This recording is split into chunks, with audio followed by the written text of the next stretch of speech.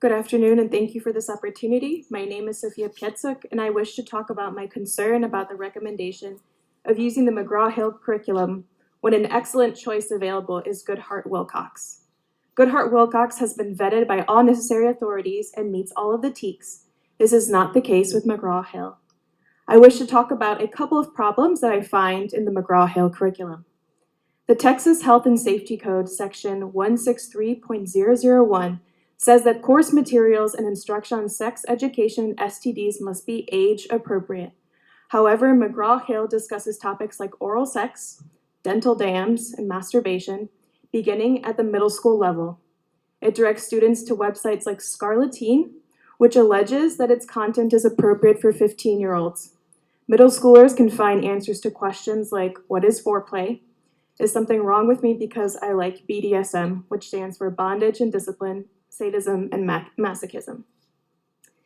My second point is that the Texas Health and Safety Code 163.002 and also the TEKS emphasize that information about the effectiveness of various forms of contraception must be accurate and up to date.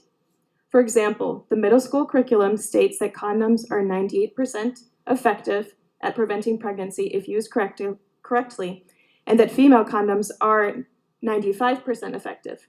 It says that oral contraceptives, if used correctly, have a 99% effectiveness rate in preventing pregnancy. This information is incorrect and incomplete as it represents lab rates and not real use rates and can provide a false sense of security. The Texas Health and Safety Code says that course material and instruction must emphasize sexual abstinence as the only reliable method of avoiding unwanted pregnancy and STIs. Also, Texas Education Code 28.004 says to devote more attention to abstinence from sex than any other behavior. However, McGraw Hill makes a case for abstinence only by stating this line: abstinence from sexual activity is the only 100% effective method for preventing pregnancy and STDs. That's about it. In the high school curriculum for McGraw Hill, there is a page and a half devoted to abstinence, but compared to the 7.5 pages focused on contraception use, this really shows that there is no priority for teaching abstinence behaviors among children.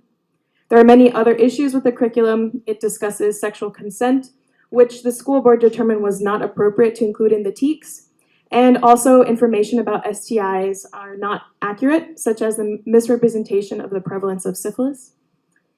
The alternative to McGraw Hill is the Goodheart Willcox curriculum, which has been earnestly vetted, is completely in line with the TEKS, and does not violate Texas law. I urge the school board to take this important information into account and